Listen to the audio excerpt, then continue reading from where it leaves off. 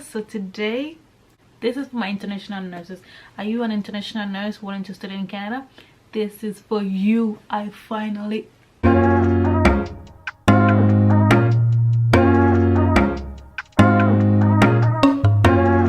look good. I look bougie, don't I? Anyway, let's get into the video. So my name is Barbara, as usual, and if you're here, you probably want to study in Canada. You probably want to be a nurse in Canada. So today I actually took the time, did my research, and I got a tea on how to become, and I got a tea on how to work in Canada as an international nurse. What cool. So I did my research and I went every nook and cranny for you guys, for y'all that are asking me this question.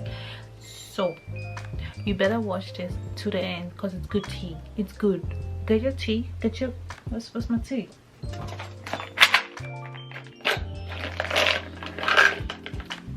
Get your tea. This is mine. Just kidding. Anyway, so like I said before, we're going to talk about how to work in Canada as an international nurse. The process you have to go through. Literally everything you need to know. Okay, everything you need to know. Yeah, I got you. So if I'm doing this for you, why are you not sharing? Why are you not sharing? You need to tell a friend to tell a friend. Let's not waste any more time. Let's get into it. So one, you can apply to work in Canada on a temporary work permit. So that means, like, yeah, you can apply for the temporary work permit, and after you got your hours and you can actually apply for your PR or like actual work permit, and you can always extend the work permit. Number two is you must, during the whole process, you must remain in your home country. So wherever you're coming from, the process has to be done in your home country. If you're already here, let's say you already moved to Canada and you have your nursing experience, you have your license, you have everything, all you have to do is actually find like whatever province you are, you have to find like a regulatory body, or you have to find a regulatory body and apply through them and then go through all the process they're gonna ask you to do. Wait, I look cute. We just took it. The third thing, before you even think about applying to this whole thing, you need to have an experience.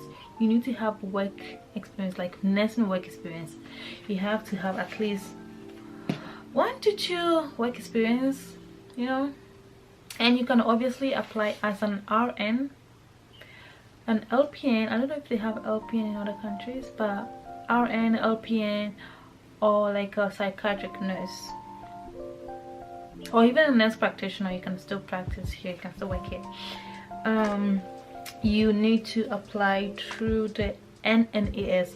Mind you, I'm gonna leave all the links in the description box. You guys don't be checking the description box. You don't check. You need to check it. I have every information there is in the description. You've applied through NNAS, you will go through like a whole lot of process before you even reach this step. So after you've gone through that, they will ask you to you will need to select one province and then one nursing group that you would want to work with. So every province has a different nursing groups. So if you want to work in Alberta, you have to search out for the nursing group for Alberta. If you want to work in Ontario, you do the same thing. If you want to work in Quebec, you do the same thing. If you want to work in every province, you need to search for their nursing group, or in other words, regulatory body. Yeah, you need to find a regulatory body in whatever province you are moving to or you want to go to. So you can apply to them. And obviously this is gonna cost a lot. It's gonna cost a lot. If you're applying for this kind of thing, you need to have your money, you need to be like financially capable and all that jazz. And also, if you want to apply to like maybe 2 provinces, maybe you want to try your luck and apply, you just have to pay like double the amounts. No, not double the amount, but like you have to pay like a different amount for like a different province.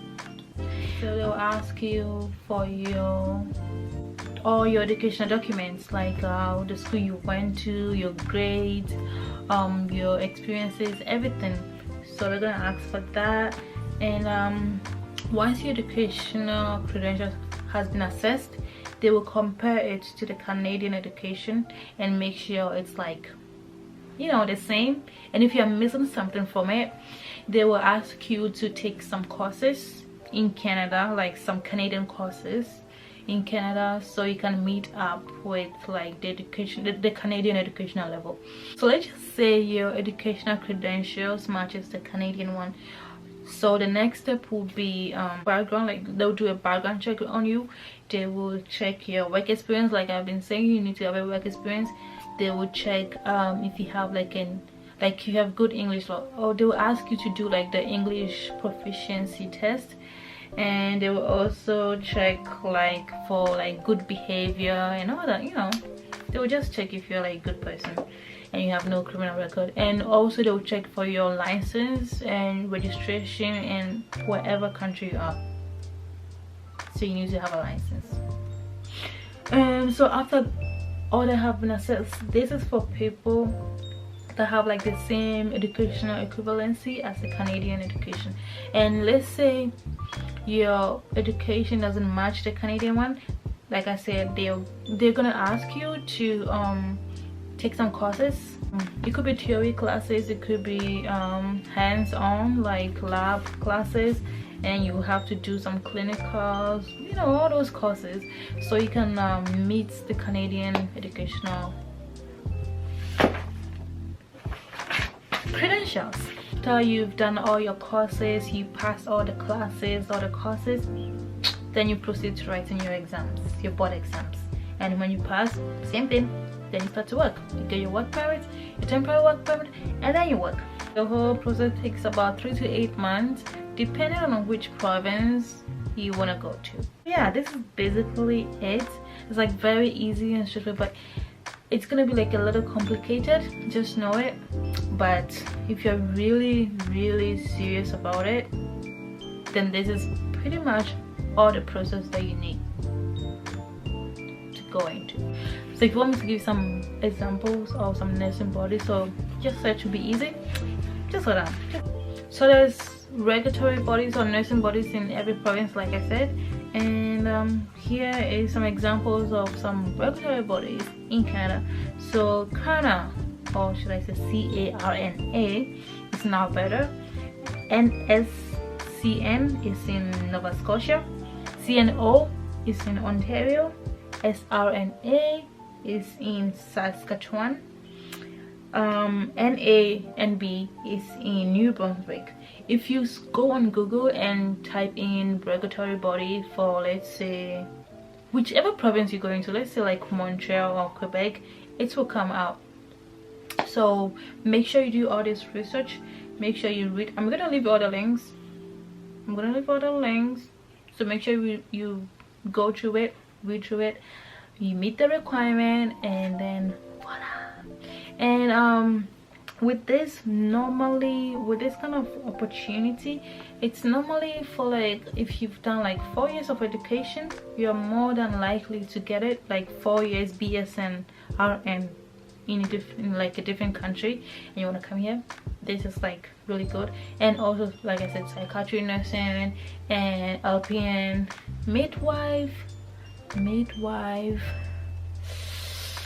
The midwife education is kind of different over here. So, but if you did midwife for like 4 years in wherever you come from, it should be the same process. It should be the same, because why not? It's still nursing, right? So I hope you enjoyed this video. I hope it was very informative. Oh shit, what, look, I'm doing this.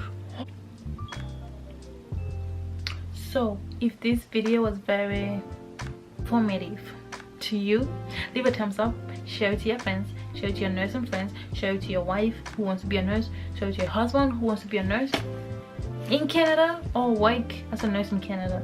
I feel like this is like one way to get here, because once you're here already, you can always maneuver your way out to like get your permanent residency.